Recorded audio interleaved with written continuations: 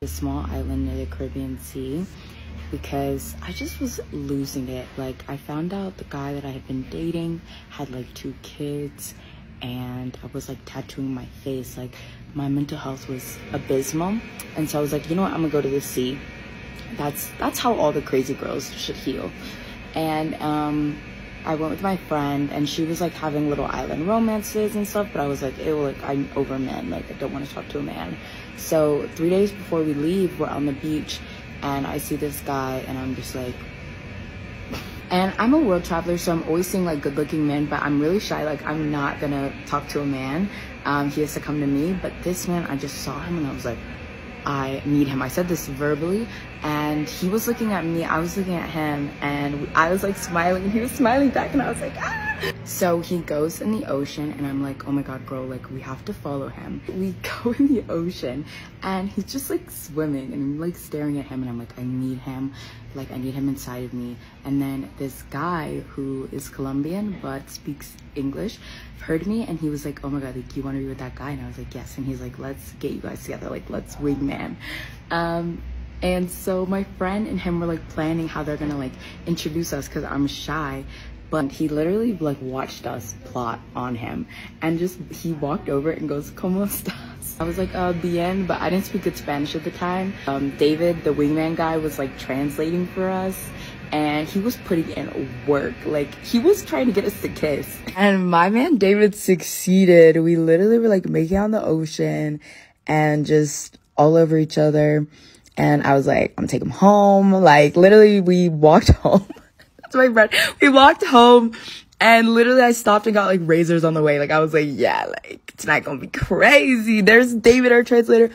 And so took him home. We hooked up. I expected him like to leave the next day.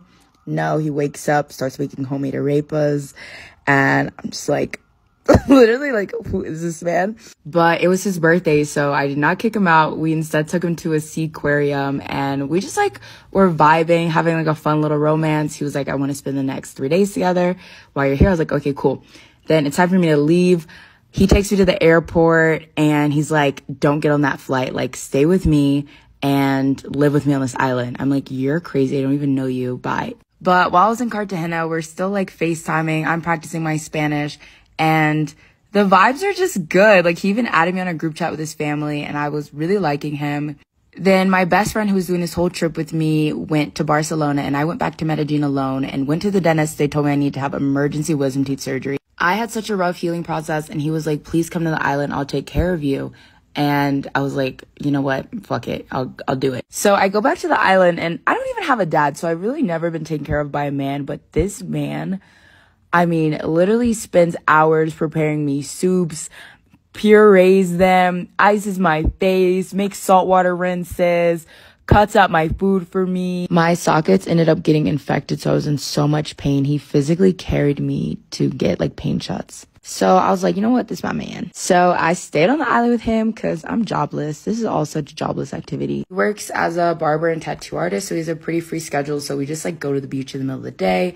He's cooked for me since we met, and which is amazing because I'm used to girl dinner, so finally I'm being nourished. And he's just so nice, like gives haircuts to homeless guys on the island and like cooks them meals. I got really sick. I've actually been like dealing with a lot of health issues, and that's why I haven't been posting. And oh my god, I'm gonna cry, but the way this man is taking care of me, I can't even get into it because I'm a cry, but he's so real. My name tatted, took me to Cartagena to meet his dad's side of the family, and then I was like, okay, I have to go to Mexico for my group trips, and I just like Mexico better than Colombia. And he literally gets a passport, comes with, and already has a job. I get comments like, oh my god, like, what if he's using you for a visa? I am not marrying him anytime soon. I don't live in America to sponsor someone for a visa, and he's Venezuelan. They literally have temporary protected status in the US, just like Ukrainians, and he has family that lives in Georgia that can sponsor him. People are so worried about you getting used because you're dating someone foreign, but y'all be getting used by American men. So we don't have to like get married for him to move to the US, but if y'all see us on 90 Day Fiancé, just know we're getting a bag. I thought this was a good story. Queen, you never know when you're gonna find love. And this is where we have to have the conversation is y'all hate on the passport bros. She's a passport girl. She went and got her a dude. And that's why I think sometimes the double standard, I support it. Kalen does stuff, you know what I mean? I hope you and his relationship blossom. You know what I mean? And I think another thing too, you could tell he's a melanated man, you know what I mean? He has a little color to him, so he must have some African ancestry, but even if that even matters, but the point that she's enjoying him and he has taken care of her and he's putting in the work, you never know where you're gonna find love. I say is we gotta take chances. And if you don't take chances, you never know what you get. Do me a favor, like and subscribe, share this video. Peace.